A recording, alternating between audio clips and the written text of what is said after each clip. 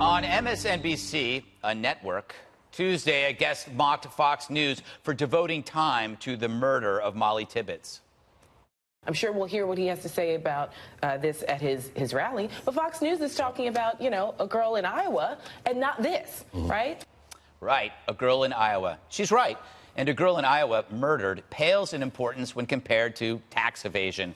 Because if you talk about Mollie, you can't talk about the things that the media thinks is important. To the press, your sorrow over a young woman's death is gotta be political. And that hush money among adults is more harmful to society than a brutal killing. The media is obsessed with Manafort and Cohen, victimless gotcha crimes. But for most Americans, we know a true victim when we see her. It ain't the IRS or Stormy. And so we're smeared for thinking murder matters more than a bad 1040. So maybe we need to help the media find equivalencies. Let me ask you, dear media, how many Mollies is a Mike Cohen worth? The answer, as many as it takes to undo an election and the facts be damned.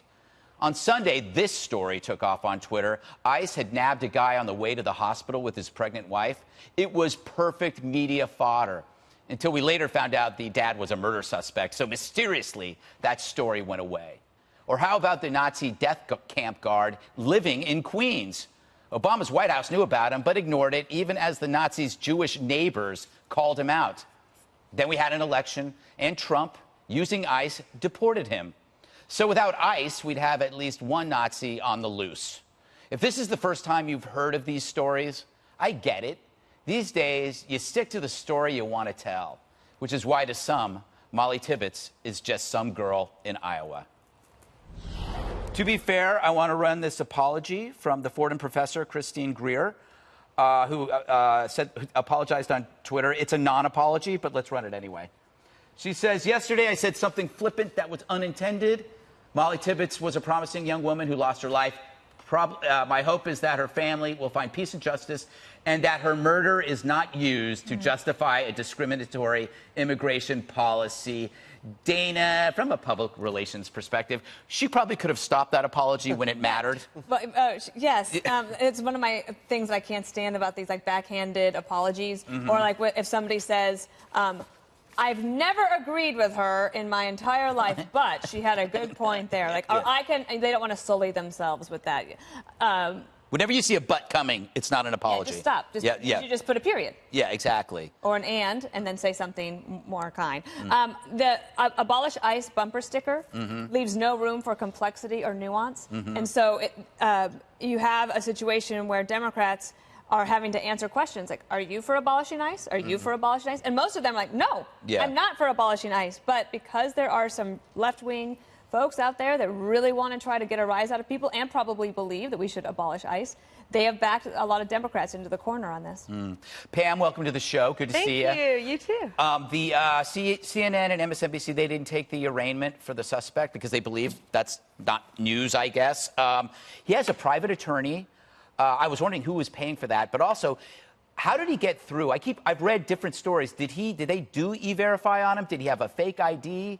Yeah, it's saying that, and the farm owner says that he went through E-Verify, he completely cooperated, turned over all the documents, and then DSH and now ICE, they're looking at it to see what happened with E-Verify. But this guy's been in the country forever, and he murdered a beautiful young girl. From being in a courtroom my entire career, that's who everybody in this country should be focusing on, that victim's parents, her family. Can you imagine what they're going through? Yeah, no, it's unimaginable. And we talk about families being separated.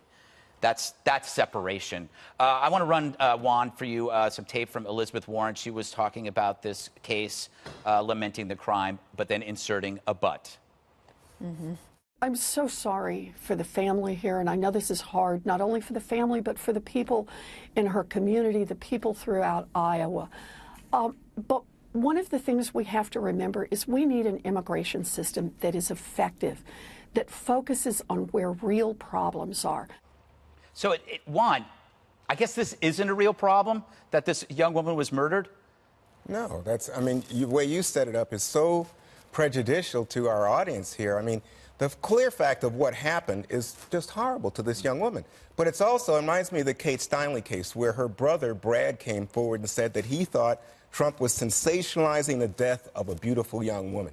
Why would Kate Steinle's brother say that? Because what you see is that people use this for their own purpose. In Trump's case, he's using this to distract and to deceive people in terms of the big news of the day, which is about the Michael Cohen plea deal, about Paul Manafort being convicted. I mean, at this point, you have the president's personal lawyer, his campaign chairman, his national security advisor, all convicted felons. And, oh, no, instead, we want to talk about a murder. Well, there are lots of murders in America. There's a lower rate of violent crime among illegal immigrants and immigrants than there is among native-born Americans. And guess what? There's some people who say, let's not talk about Trump because it's bad news on Trump. Let's talk about this. The point is essentially there may be more people that are killed texting while driving. So let's not pay attention to drunk driving. Right. We can actually tackle both. Well, I think Juan wants to distract No, I just want to talk about the news of the day. Which we did, and we are. We're going to be talking about the Cohen and Manafort cases in the B block. Now we're leading the show with this story. So it seems like you're the one that's trying to distract from this story. Well, we're leading with a story about one woman's death. And not about you just sounded like the professor, just some one woman. It is one woman. I think it's just a girl in Iowa. One died on a tax evasion case. But the presidency of the United States, Jesse, is imperiled by these decisions. Yeah, according to you. But you know who was really imperiled? Mollie. Now, let me just say something.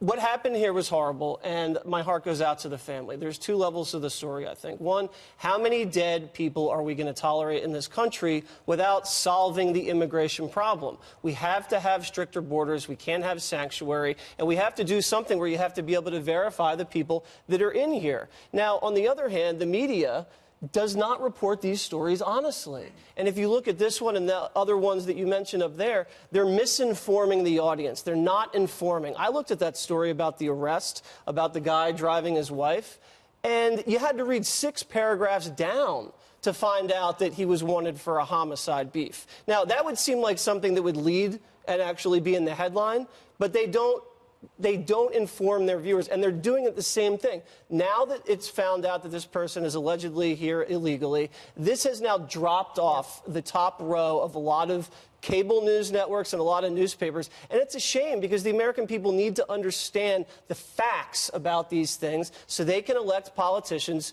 who can then solve problems. Well, let me just say, I don't think there's any correlation between illegal immigration and violent crime in our country. But you make that connection. I don't think it's fair. To me, you know, what's interesting is if there was a mass murder yesterday, all you guys would be saying, you know, this is not the time to talk about gun control. Let's not do that. That's what the right says. So here I sit today, and you have one woman who was sadly, tragically killed in Iowa, and you guys want to start talking about immigration. What happens in this country is that there's tragic events, and then politicians try to lead and try to have solutions. Just like if there's a school shooting, Democrats want to do gun control. Or if there's a hurricane, Democrats want to talk about climate change. I don't blame either side for doing it. That's what politicians do. Oh, you do? In fact, you sit here and say this is not the time to talk about gun control in the aftermath of a mass murder. But now today... Not every mass murder. I think what happened in Parkland. All right, I think the lesson here is we have a broken we have a broken system that needs fixing.